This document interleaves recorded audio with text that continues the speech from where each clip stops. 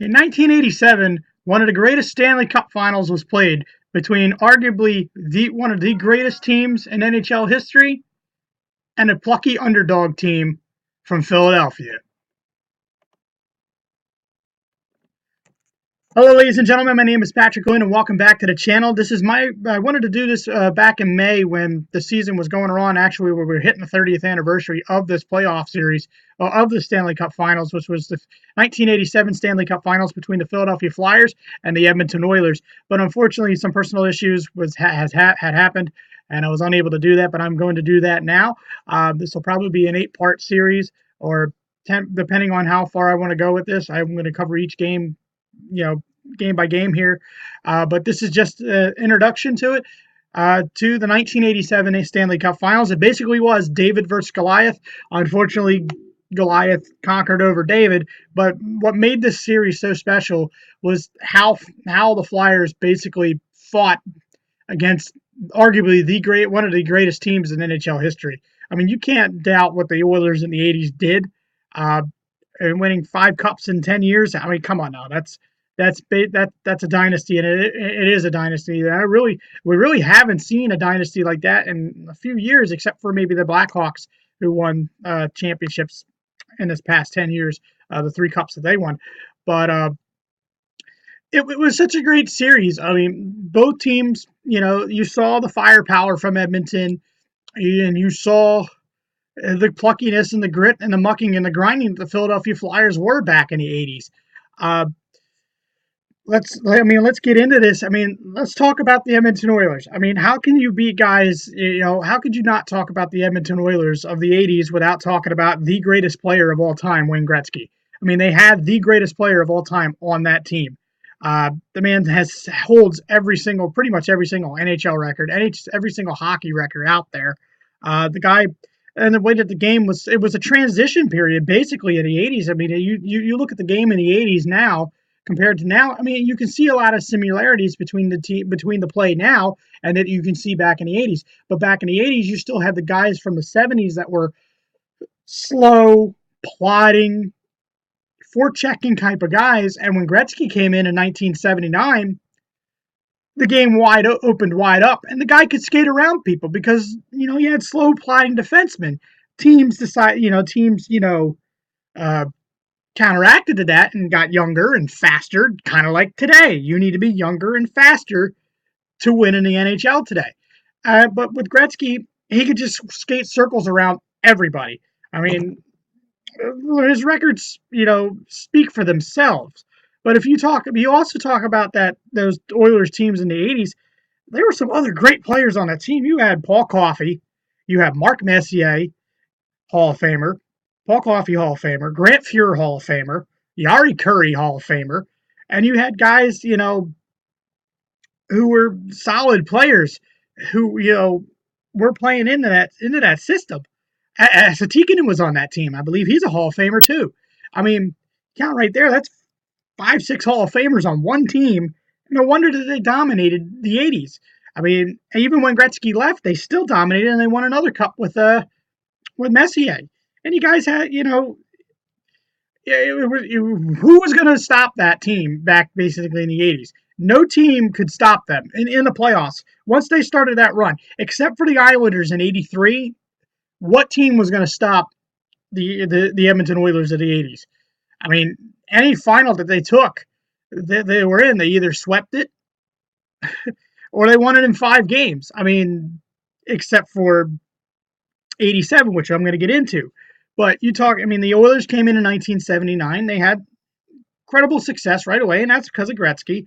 And then they get into the finals in 83, and they learned their lesson to against the Islanders, and they got their butts handed to them. Well, the next year, what do? They came back, and they stopped the Islanders dynasty of the team that won 4 cups in a row. So you went from one dynasty with the Islanders to another dynasty with the Oilers. So there wasn't many teams winning the Stanley Cup in the 80s except for the Islanders and the Oilers, and you had the 2 cups sprinkled in there with Montreal in 86 and Calgary in 89. The rare anomaly that happened in the 80s is because you started with a dynasty and you had a dynasty in through the 80s. I mean, when are you going to see that again in hockey? I mean, to be honest with you, maybe Detroit, but their cups were spanned out in the mid '90s to into the late 2000s. So you had a lot of teams that won a cup in that time frame. But when are you going to see two teams that dominated the decade as much as the Islanders and the Oilers did? But I don't want to talk about the Islanders. But you had the Oilers teams that, they relied on speed, they relied on uh, good defensive work, and they had a great goaltender. I mean, you did not want to go on the power. You did not want to go a man down against the Oilers teams in the '80s, regardless. I mean, they would just kill you. You take penalties against this team, you're down 8-0 in the first period. They would blow teams out like that. Um, the Flyers, however, we're gonna trick over to the Flyers. The Flyers, they 1967, they came in 7 years in, and they won their first of two cups in a row. I mean, they were the first expansion team to win a Stanley Cup. Um, but they were a good team, and they were epitome of that rough and tumble style that epitomized the mid '70s, early '70s, mid '70s into the early '80s before they got smart with it and drafted young kids. And you know, throughout, they were a good team. I mean, they made the finals in 76. I mean, 74, 73, 74, 75, and 76, they made the finals 3 straight years. They won 2 out of 3 cups. I mean, if they could have beaten Montreal in 76, we'd be talking about a Flyers dynasty in the 70s. But other than that, I mean, you also look at it that way, too. Montreal, prior to the Islanders winning, they won like 4 or 5 cups in a row. So you had dynasties back to back to back in the late '70s, early '80s, into the mid '80s with the Canadiens, Islanders, and Oilers. So the Flyers were stuck in that time frame where Montreal had good teams. The Flyers had good teams. It's just that they just couldn't get past Montreal, and they were upset a lot at times in the playoffs. I mean, their Achilles heel was the Rangers, basically. Um, the Rangers were the Achilles heel to the Flyers early on in the '80s. I mean, the Flyers would have great records, but they couldn't get past the first round and get past the New York Rangers. Well, the Flyers decided to change up their styling, and they wound up. And I think the key piece that they wind up getting for this '87 team is the kid that they had drafted a few years earlier, and his name was Brian Propp. Brian Propp was a great scorer. He was a great he was a great guy on the penalty kill. And with Propp putting up points, I mean, he set a Flyers record in '87 for playoff points. I can't remember what it is. I'll look that up and I'll get that information to you. But Brian Propp was a sniper. Brian Propp could snipe the puck past any goaltender that he could. And he wasn't the quickest guy, but he had good hands. Another reason the Flyers were going to transition into getting there, they got Tim Kerr. Tim Kerr could sit in the slot, puck would come there, and he had the quickest hands in the league. And if you listen to Al Morganti, yes, he may be a homer, but he had the quickest hands. He could get the puck and just snap it. The man scored 4 straight goals in a playoff game against the Rangers in '85, and set up power play. He's got I think he's still got the lead record for most power play goals in a season. Tim Kerr arguably could be a Hall of Famer if he wasn't hurt all the time, and we'll get into that a little later. But yeah, Tim Kerr. They got Tim Kerr. They wound up getting Dave Pullen, who was a phenomenal leader in the locker room. And when you put Pullen and Propp together, you had a fantastic penalty kill. And then, they had these pieces in there. And then the big pieces coming in. The younger kids that were drafted. Scott Mellanby, Peter Zezel, Rick Tocchet, Murray Craven. They wound up getting him in a trade. Ilka Sinisalo, they didn't wind up getting. They wound up getting him, and Ilka Sinisalo was a good scorer. He could put up points, but you had the big four. There were Zezel, Propp. Zezel, Tocchet, Craven, and those are the big three actually. Zezel, Tocchet, and Craven. Those 3 young kids, and Derek Smith. I'm forgetting Derek Smith. You bring those kids up, And they brought them up in 84 and 85, and they were dubbed the Broad Street Babies. That's basically what they were dubbed. They were a team that was not supposed to go anywhere. They were a team that was in a transition phase. And the reason that team won was the mucking and the grinding, and they had a lot of skill. I mean, Tim Kerr was putting up great numbers, and they had arguably the best goaltender in the league that year in Pelle Lindbergh. And the Flyers, in 84, 85, they shocked a lot of people. They took out the Rangers in the first round. They took out the defending conference champion Islanders in the second round. And they beat the Nordiques, who had upset the Canadiens in the third round to get to the Stanley Cup final. And who did they face in 85? They faced the onslaught powerhouse of the Edmonton Oilers. And in that series in 1985, the Oilers kicked the Flyers' ass. The Flyers were able to take one game in that series. And that was because Tim Kerr was healthy for one game. And the Flyers, they got their butts handed to them in 85. And things looked bright for the Flyers. I mean, they looked bright going into 85, 86.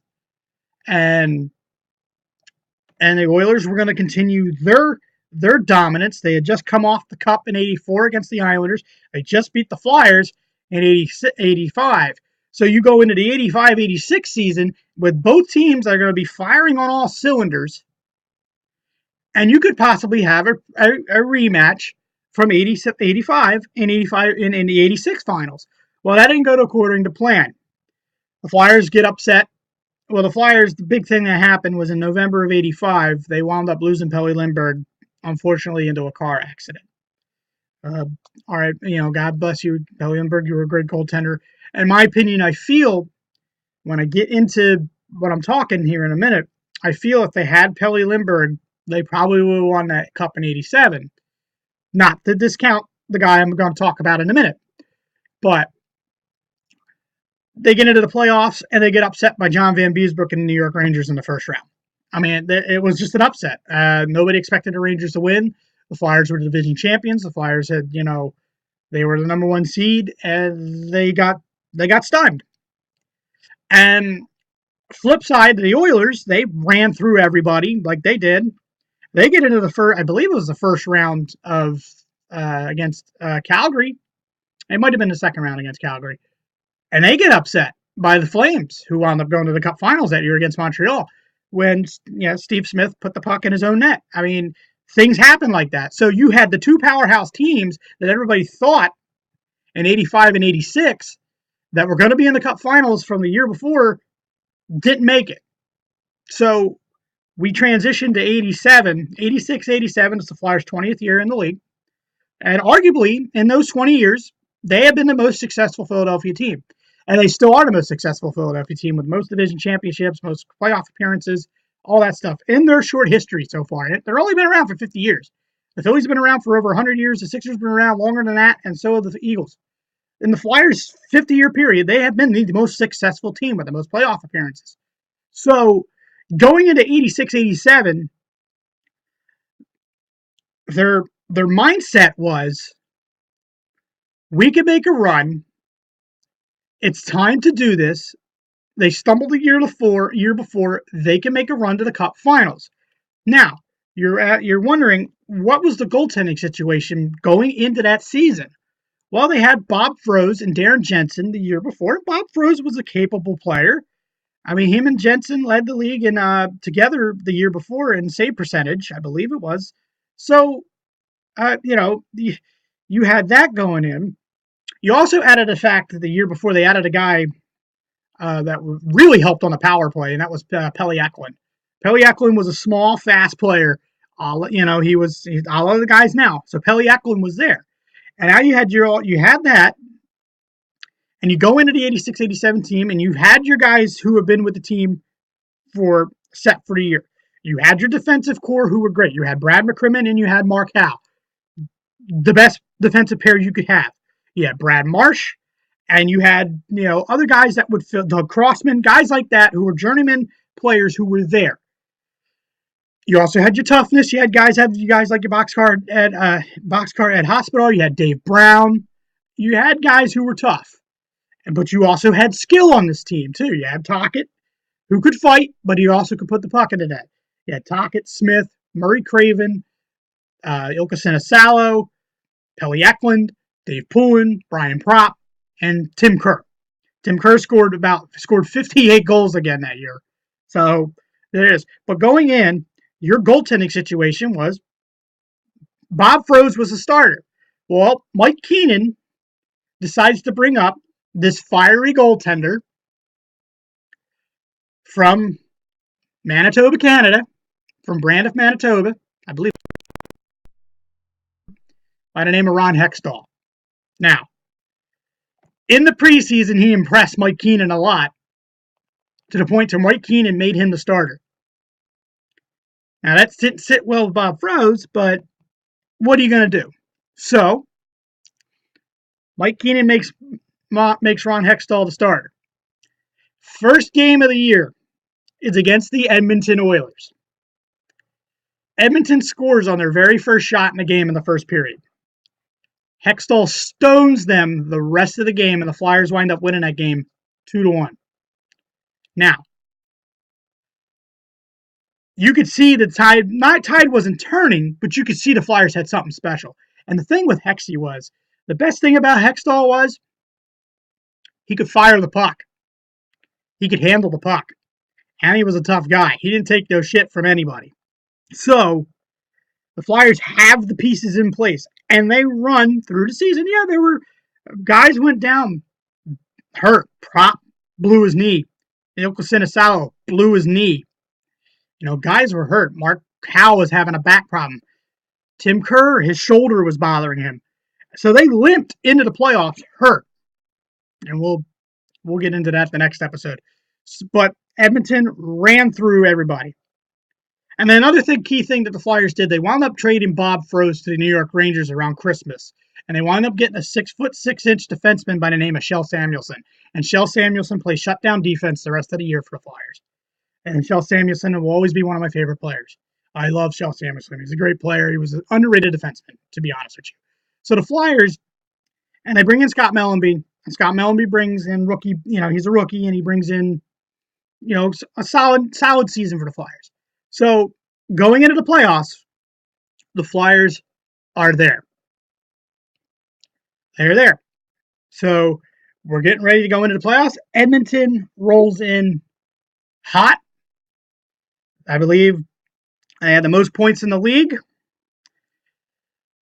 It's setting the stage for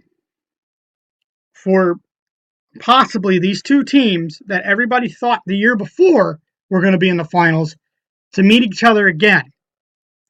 In the next episode, I will talk about how they got there. The Flyers had a longer, tough road than the Edmonton Oilers did. And we will discuss that in the next episode. Like, subscribe, and share. Leave your comments in the comment section if you are enjoying this. And as I always end my episode, and next time we're going to talk about how the teams got to the finals. And as I always end my episodes by the late great Gene Hart, good night and good hockey.